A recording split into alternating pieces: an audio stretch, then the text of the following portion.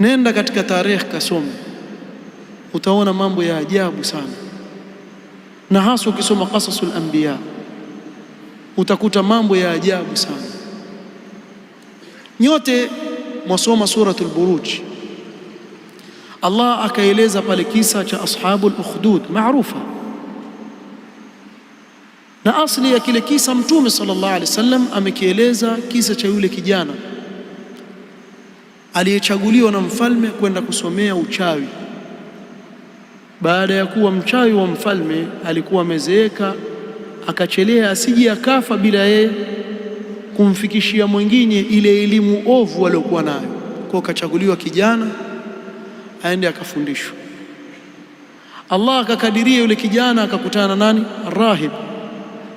Yule akamfundisha tauhid, huku yofundishwa shirki, yule akamfundisha tauhid. Kijana akaikubali tauhid. Kisa kirefu, lakini yule mfalme alikuwa akidai kuwa yeye ndiye anastahili kupelekewa ibada, aabudiwe yeye. Kwa kila njia aliyoitumia katika kutaka kumuua yule kijana ikashindikana, haikuwezekana. Nafupisha kile kisa kwa ajili ya mahalu shahid. Yule kijana mwisho akamwambia, ikiwa wataka kuniua, kusanya watu wote wa mamlaka yako pale pamoja, kisha unisulubu mahali, kisha chukua mshale useme bismillahi rabbil ghulam, kisha nipige na ile chembe ya mshale, hapo utaweza kuniua. Yule bwana akaingia katika mpango vizuri kabisa, akimpiga yule kijana kweli akafa kwa ule mshale aliopigwa nao. Lakini watu umma mzima wamesikia bismillahi rabbil ghulam, wote wakageuka katika tauhid. Mfalme ashaanguka katika kile ambacho alikuwa wakiogopa, kuwa watu wote wamemwamini Mola mlezi wa yule kijana. Akaamrisha kuchimbwa mashimo, kukawashwa na moto, kila ambaye hatarudi nyuma amwabudu yeye basi atatiwa katika shimo la moto. Alimaliza mamlaka yake, aliwachoma wengi sana, hakuna aliyerudi nyuma. Angalia ile thabati waliokuwa nayo kwa sababu ya kuwa na tauhid na itikadi sahih ilivyoathiri katika maisha yao.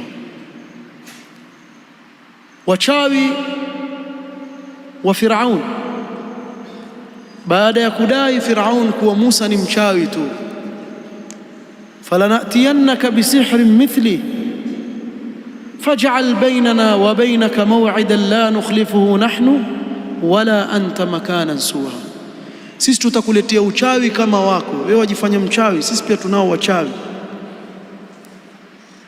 Kwa hivyo tuahidiane, lini tukutana, mahali gani?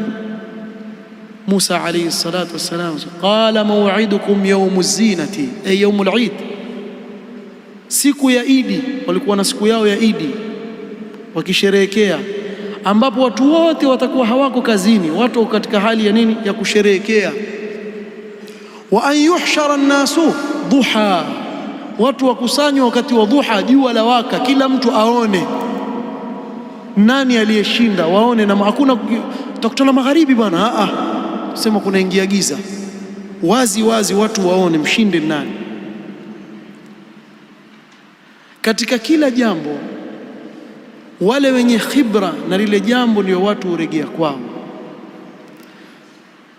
Kama ni uchawi, hakuna anayeujua uchawi kama mchawi, kwa sababu yeye ni mchawi. Sasa Musa alipowashinda wachawi wa Firaun katika yale mashindano yaliyowekwa pale, alipowashinda, watu wa kwanza kumwamini Musa nani? Kwa nini? Kwa sababu wao wajua tofauti ya uchawi na ambacho si uchawi. Wao walijua zaidi kuwa Musa hiki alichokifanya si sihr, haiwezekani kwa uchawi. Wakawa wa kwanza wao kumsujudia Allah subhanahu wa ta'ala, fa ulqiya as-saharatu sujada. Sasa hapa Firaun janna jununu, akapandwa na wazimu. Qala amantum lahu qabla an adhana lakum, nyinyi mmemwamini kabla mimi sijatoa idhini. Yale maneno ameyasema ujanja tu, ili wale wengine waone kuwa yeye mpaka idhini yake akitaka basi atakupa ruhusa uamini, lakini yuwajua kuwa Musa yuko katika haki.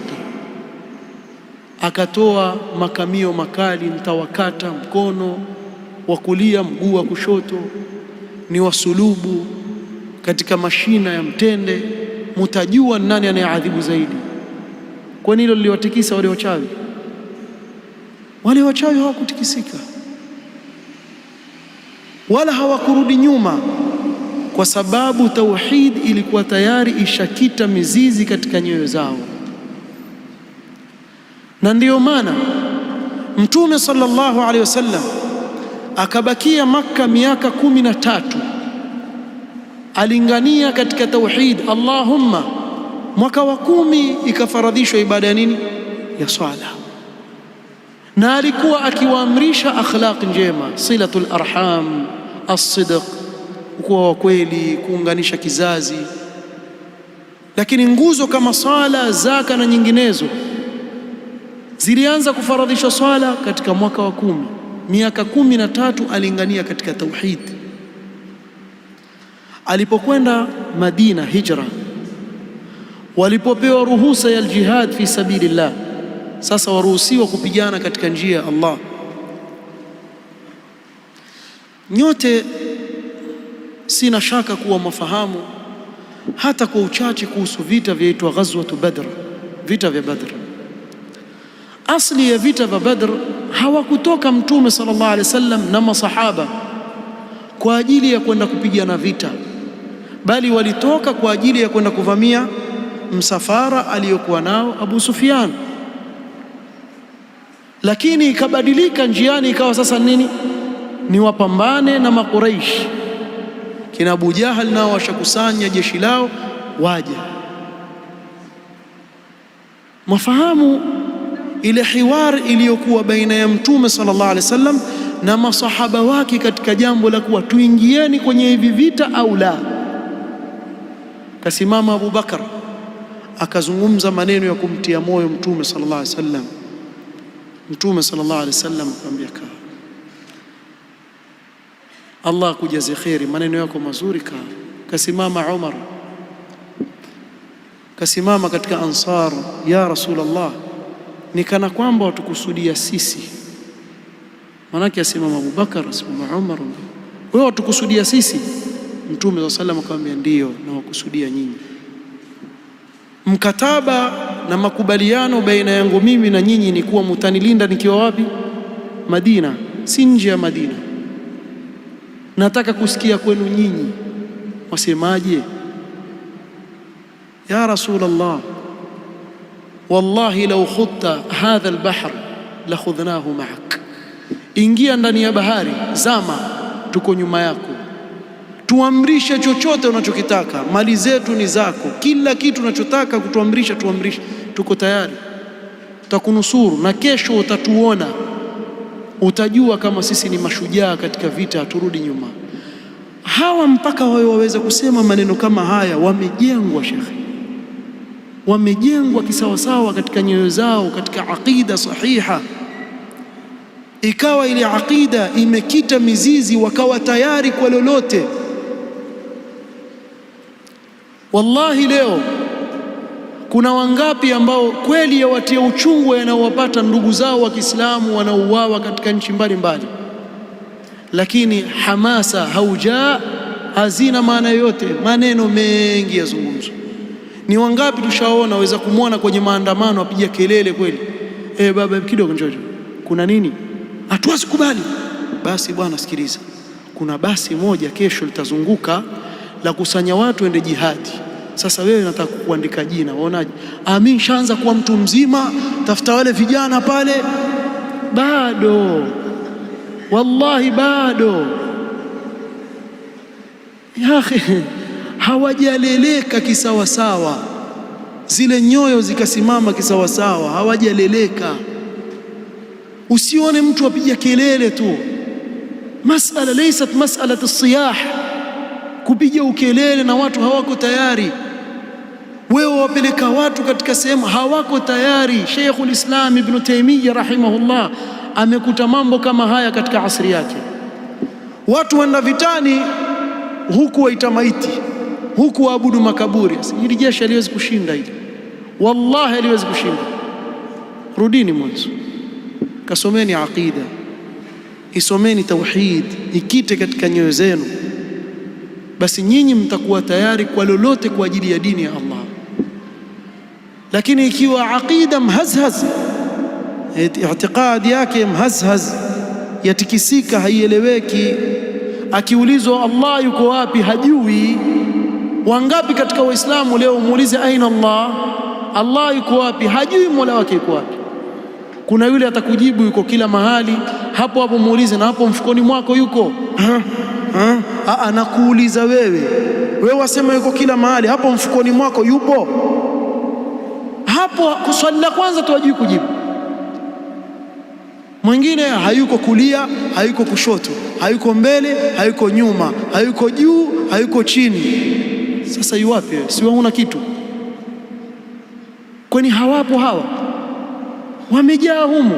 Na ndio maana Sheikh Al-Albani rahimahullahu ta'ala, walipokuja wale wakubwa, yale makundi ya Algeria kule Aljazair, ambao walikuwa wafanya upinzani dhidi ya serikali, na hii imerekodiwa, ukiitaka utaipata kwenye YouTube, imewekwa. Amuuliza, wale wafuasi wenu wote wajua kuwa Allah yuko juu? Wajua kuwa Allah yuko juu? Akimbia kulia, amwambia usinijibu jawabu la kisiasa. Wewe unataka kumchezea Sheikh Albani? Nenda katafute wengine. Nataka unijibu hapa, wajua kuwa Allah fi samaa, Allah yuko juu? Amwambia la. Amwambia basi haiwezekani, nendeni mkaanze kuwafundisha watu aqida, ama hakuna moja katika maisha yenu litafaulu. Na ndio maana msikiti wa Mtume sallallahu alaihi wasallam ulikuwa ni mdogo kuliko huu tuliokaa sisi, mdogo sana, lakini wallahi umetoa watu wamemeza ulimwengu mzima. Wameweza masahaba, sio kwa sababu wana silaha. Roma walikuwa na silaha kuliko masahaba, Furs walikuwa na silaha kuliko masahaba, lakin qataluhum liaqidatihim as-sahiha as-salima, kwa sababu itikadi yao iliyo safi sahihi. Allah akawapa ushindi katika kila vita walivyoingia. Allah akawapa ushindi kwa sababu walikuwa na malengo katika vile vita walivyoingia. Walikuwa malengo yao an takuna kalimatullahi hiya al-ulya, neno la Allah ndio liwe juu. Kuna kazi kubwa, kuna kazi kubwa sana kuwalingania watu katika hili jambo muhimu sana. Ukitaka kuona athar ya tauhid katika maisha ya watu, tizama maisha ya masahaba wa Mtume Muhammad sallallahu alaihi wasallam. Wallahi utajua kuwa kweli itikadi ikiwa sahihi yajenga umma. Law anfaqta ma fi al-ardi jami'an ma allafta baina qulubihim walakin Allah alafa bainahum. Ilikuwaje mpaka masahaba nyoyo zao zikawa kitu kimoja, malengo yao yakawa ni mamoja? Ni kwa sababu itikadi yao ilikuwa moja. Hakuna kupakana mafuta kwa nyuma ya chupa kama wanavyosema. Huyu aamini yeye dua yake haikubaliwi mpaka apitie kwa maiti. Atuwasema haina neno, sote ni kitu kimoja, wewe afanye unavyotaka na wewe ufanye unavyotaka. Nyinyi hamwezi kufaulu, hamwezi kufaulu. Hata mkaunda jeshi la aina gani hamwezi kufaulu, kwa sababu zile nyoyo hazijakuwa kitu kimoja. Kwa masahaba hii tauhid na aqida sahiha iliathiri katika maisha yao. Ndio maana mkaona mambo ya ajabu waliyafanya masahaba wa Mtume Muhammad sallallahu alaihi wasallam, ambao leo tukisoma katika tarehe waweza kufikiria ni ustura, ni kama ngano hivi zimeandikwa, hazikuwa kweli. Ndio maana watu wengine wakielezewa kuhusu al-Qa'qa' radhiyallahu anhu wasema haiwezekani binadamu kama huyu kuishi, haiwezekani. Wakielezwa kuhusu kina Khalid ibn al-Walid radhiyallahu anhu ardhah, na namna walivyokuwa hawaamini kama kuna binadamu waweza kufikia hali kama hii.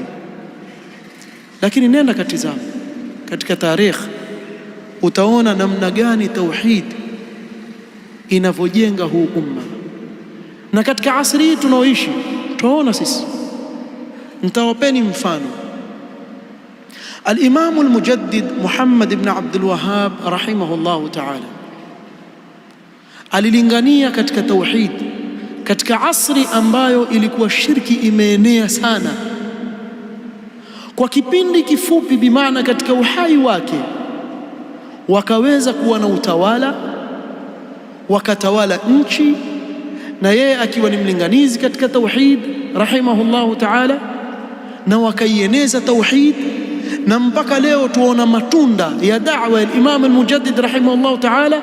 Nchi nzima imesimama, yajulikana kama al-Mamlakatu al-Arabiyyah as-Saudiyyah, imesimama ile. Asli yake ni da'wa ya Imam al-Mujaddid rahimahullah, akisimama pamoja na mfalme aliyesimama katika tauhid. Sasa tuje upande wa pili, Hasan al-Banna na wenzake na da'wa yao ya kiikhwani. Wao waonyesha wazi kuwa tunachokitaka sisi ni utawala, si muhimu kwetu sisi ikiwa watu wako katika aqida sahihi au la, si muhimu. Najtamiu fima ittafaqna alayhi wa ya'dhuru ba'duna ba'dhan fima ikhtalafna fihi, ambao huu msingi huu ndio wanaotembea nao leo wengi katika Waislamu, wengi sana, kutojali itikadi sahihi. Wakaenda mpaka karibuni kwa kura na vita na fujo, wakapata utawala Misri. Ule utawala kwa miaka mingapi? Nani ajua? Mursi anatawala miaka mingapi? Imfika 3 miaka miwili, sio? Miaka miwili nafikiri, kama sikosea, miaka miwili takriban, miaka miwili. Akaanguka wala arudi tena, rahimahullahu ta'ala wa ghafara lahu. Tizama, kwa sababu ni da'wa haikujengwa katika misingi ya tauhid, mwisho wake ishia vipi? Na tizama da'wa iliyojengwa katika misingi ya tauhid ikasimama nchi, ile hali iliyokuwa nayo. Naam, 1700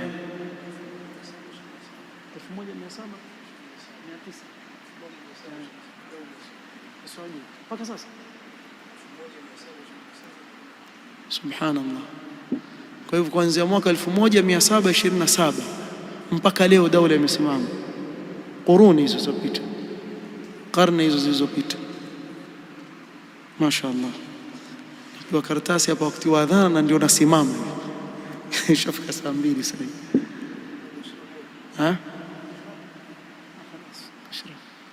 Wakati wa adhana inshallah, muadhin aliadhin.